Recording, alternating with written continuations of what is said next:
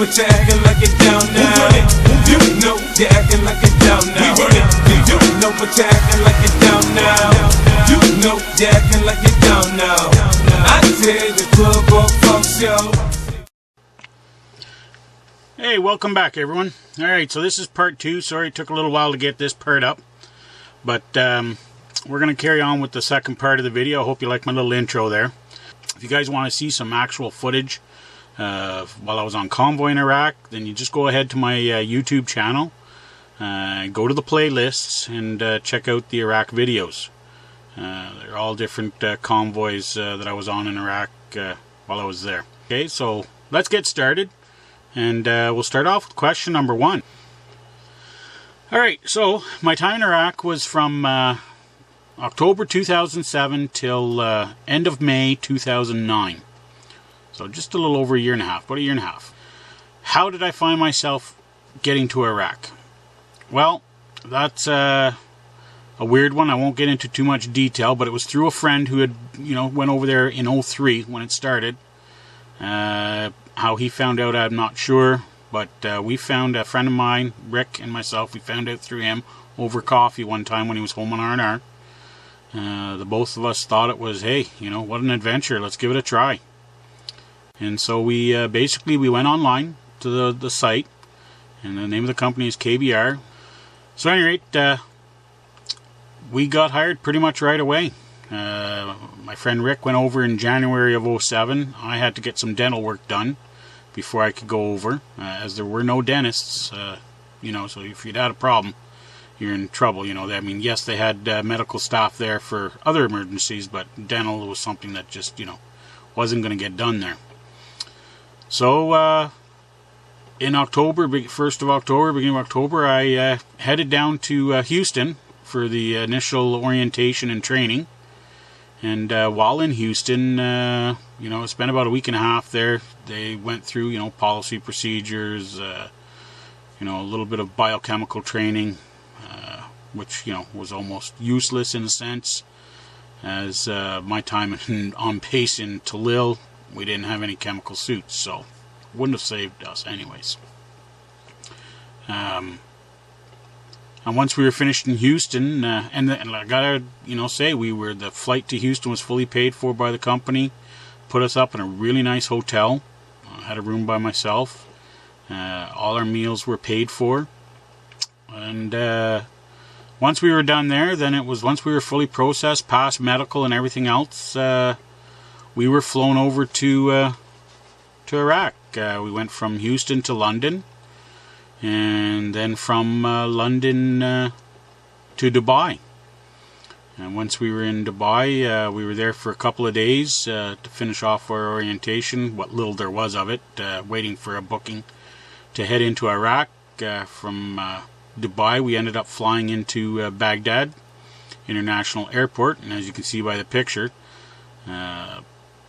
it's a weird angle, and the reason being is because at the time when we flew in, there was still a very tight airspace, and basically it was a corkscrew landing to get into Baghdad, which was quite intense in itself, when you're not expecting, and when you're used to flying in, the traditional approach to a airport and the runways.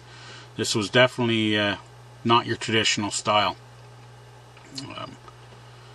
And once we landed, I'd say that was probably the most scariest point of my whole time over there, was the first steps off the plane. Fortunately, I don't have any pictures of that, obviously. Probably would have been shot. But, being greeted by about half a dozen or so armed private security guys with AK-47s sitting out on the tarmac to greet us. So, that was really intense. I know a couple of guys within a day, ended up flying back home. It was just too much for them. What'd you expect? You're flying into a war zone. That's what you signed up for. So at any rate, from there, we stayed in Baghdad for a couple of nights. Not the greatest place in the world to stay on base there. It was very cramped quarters. There was 4 of us to a room. But at any rate, from Baghdad, we ended up flying up to Anaconda. And in Anaconda, that's where all the training, if you want to call it, more orientation, more training. A lot of policy and procedure, showing us the trucks, what to not do and stuff like that happened there. We were in Anaconda for about 2 weeks. And then from 2 weeks, I was flown to my assigned base, which was Talil, T1, which is in southern Iraq, right by the town of Nasiriyah. So, once we were in... sorry, I gotta look at the computer here every so often. Once we were in Talil, that's where all the big stuff happened for us. Talil was a hub, if you will. A lot of stuff came out of Kuwait into Talil. And from there it got shipped north to the different bases. Our base basically, which was a flatbed division, majority of it, really only 2 divisions were flatbed and tanker. Tanker being the fuel, flatbed being pretty much everything else. We had some reefers for like ice transport and stuff like that. A few water tankers for, you know, drinking water and stuff like that we brought to some of the bases. So we covered everything from Baghdad all the way south to Basra, and all the bases in between is where we pretty much delivered our goods. The goods we were delivering was everything from building materials to food, you know, dry goods, to machinery, equipment, you name it, parts, everything and anything you could think of that they needed for base life, we pretty much transported. Stuff that should have been in, you know, dry vans was on flatbeds. I mean, we did haul containers. So, was I ever scared while I was in Iraq? Well, I mean, come on, it was a war zone. There were times, but I do have to say I felt safer driving outside of the base, the confines of the base, than I was when I was on base. The entire time that I was off base, personally, convoys that I was on was only attacked twice, and it was both times was just small arms fire. Nothing overly serious, nothing, you know, to have gotten really worried about. I do know several individuals that were hit by IEDs or EFPs. You know, those were the scariest, obviously. But I was fortunate enough not to have ever experienced that, and I'm thankful for that. The scariest points were being on base. I mean, off base we were in up armored vehicles. We had our Kevlar, etc.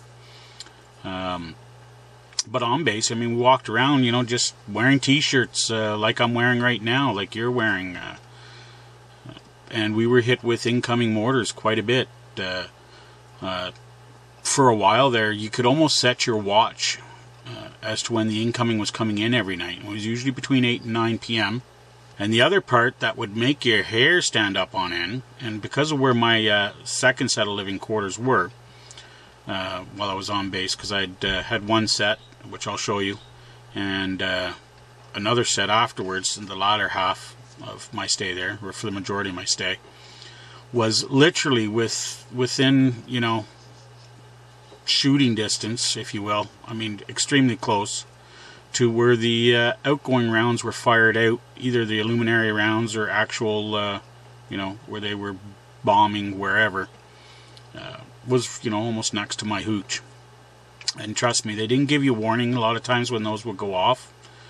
And when they did, it was usually the middle of the night, especially for the Luminary rounds. If the military was going into a particular area, these rounds would be shot off, and it would pretty much light up the sky over top of where the military needed to go into. It was actually quite neat. They were very bright, but let me tell you. And the video I'm going to show you here, just have a listen. You really don't get a full sense of how it felt, but trust me, every bone in your body shook, the hooch shook, everything shook. So just have a quick listen here. Hopefully we're going to another outgoing here. Let's see the flash.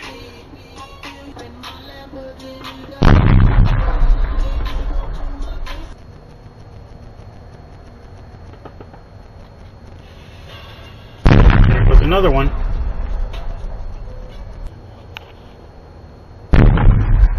There we go.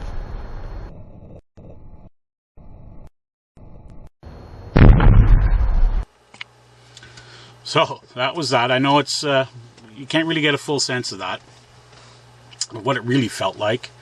However, you know, it was quite intense for that. As far as the incoming goes, I mean, I've had an incoming round go off within 1,000 feet of me. That was scary enough on its own. But that happened on a regular basis. I mean, a few people got killed on base, you know, from it. In regards to, you know, what you've seen in the news and on TV, you got to remember media thrives on the negative, the worst, the bad. And the media could put a spin on just about anything. So take a look at this picture. This looks pretty good, huh? Big attack. Yep, the insurgents are at it again. People killed, you know. Now, what it is a garbage dump. And they're burning the garbage. But if you didn't know that, by looking at the picture, you would think something bad happened, right? And that's a lot of what the media did. You know, they'd put a spin on something that really wasn't bad and make it look worse than it was. Don't get me wrong, there was bad things that happened. But the media only portrayed the bad and not any of the good. I mean, nothing of the good. You got to remember, I'll show you a few aerial shots here. And you can see that the land is becoming green and fertile again. At one point when I first flew in, this was nothing but desert. You know, there was no farmer fields, hardly. You could see everything was dried up. You could see the outlines of where the fields used to be. But it was pretty much dried up, and that's because Saddam controlled the water. And he didn't allow the water to go south of Baghdad. You know, whoever he was wanted to punish, he did it by cutting off the water in the canals. And that's, you know, how Iraq, you know, became so fertile originally, was because of the waterways, the canals. It's a very fertile land. So, but that's, you can see the difference. I could show you desert, but I mean, desert is desert, right? How is driving a truck different from driving a truck in the US, Canada? The trucks were trucks. I mean, we had Mercedes, Volvos. We had some Freightliner FLD 915s. They were most uncomfortable, but they were one of the safest. We had the Internationals, as you can see by the pictures. What was different was we had no speed limits. There was no laws as to weights. You know, we pretty much did things by our own rules that the company set out, that the military set out, and that was pretty much it. You know, there was nothing there to stop us. Although the convoys never got going fast. I mean, we drove, you know, 20 miles an hour, 40 miles an hour, never very really fast. We did things, or were told that we could do things that, you know, you would never do here in America. So anyway, I'm going to try to keep this particular video down to this. Otherwise, it's just going to be too long to upload. So we'll call it at that for this part 2 here. And part 3 will follow shortly. I'm going to finish it off very shortly here this weekend. If you guys have any questions about any of the pictures you've seen or what I'm talking about, please feel free to ask. I'm trying to give you a little bit of a condensed version of the story. Otherwise, it would literally take hours. So, but anyway, part 3 will come shortly, and we'll have more pictures. I'm going to also be putting up some little videos. I'm going to show you where I lived, what, you know, my living conditions were like, etc. So anyways, make sure you guys check back soon for part 3. Talk to you soon.